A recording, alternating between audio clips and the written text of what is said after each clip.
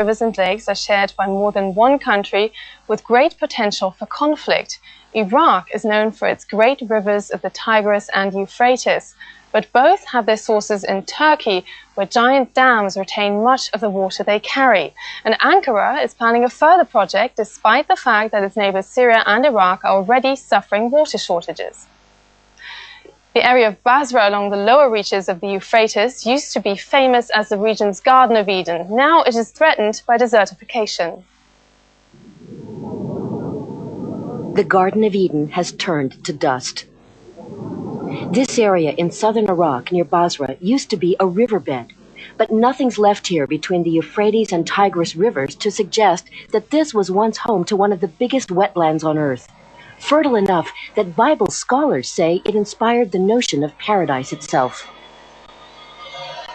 Today, it's tanker trucks and not the river that supply the region with drinking water, a vital supply for those who can afford it. Fisherman Fadl Badr lives in the village of Al-Siba.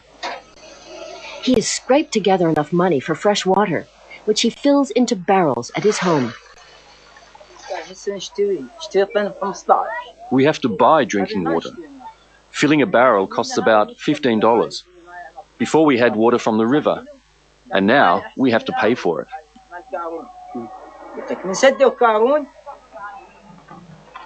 Behind his home, Fadl Badr's boats sit idle on the riverbank.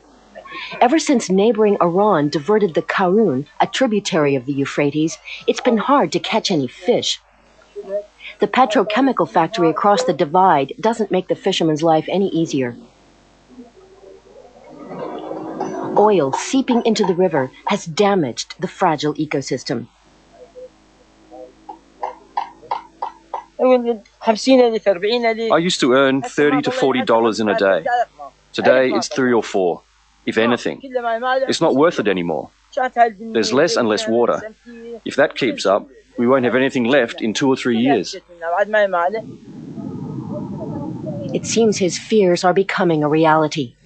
There's been no consistent rainfall in Iraq, Syria, or southern Turkey for 2 years. The Euphrates and the Tigris, which rise in Turkey and run through Syria, now flow into Iraq with ever-diminishing quantities of water. For Iraqi hydrologist Hisham Qasem, there are other forces at work. His computer screen shows a map of neighboring Syria and Turkey. Each triangle signifies a dam. The many dams reduced the quantity first off, but they also damaged the water quality. The water from the Euphrates lacks nutrients, and the salt in the soil is increasing. The drinking water has a dangerously high salt content. Drinking water is available in southern Iraq and in Basra, but only for sale at places like this filling station. Residential pipelines pump out a sludge with a salt content so high it makes people sick. And that's why they have to pay for drinking water. The water in all of Basra is of poor quality. People can't drink it, and it causes illness, especially in children. It's also bad that the enormous demand has caused the price to double. The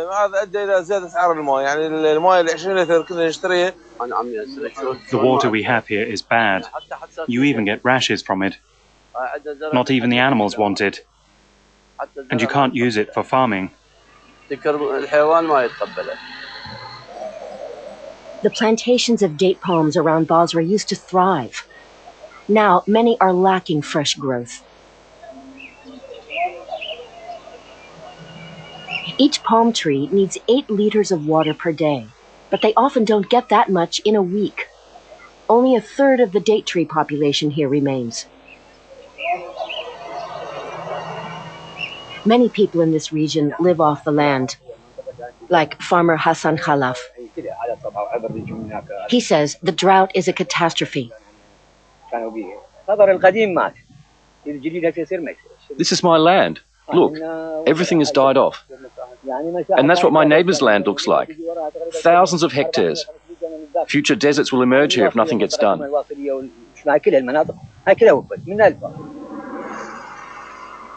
Hassan Khalaf has boils on his leg from washing with salt water that eats away at his skin.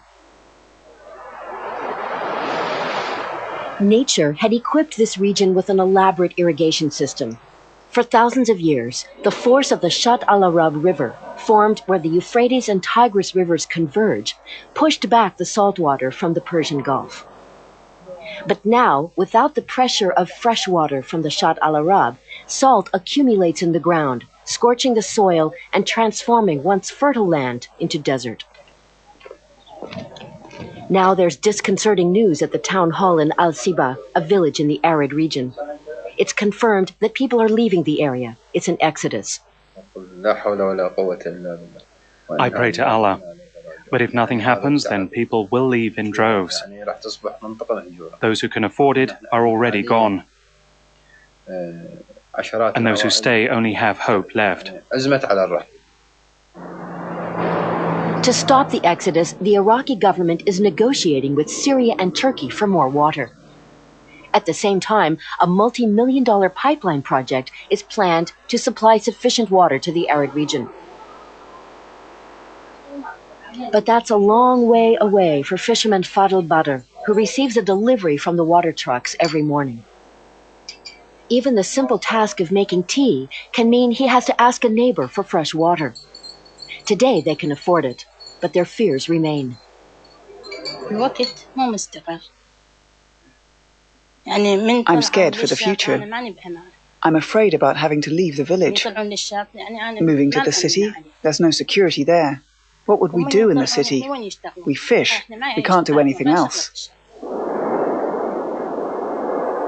But the future looks dry in Iraq.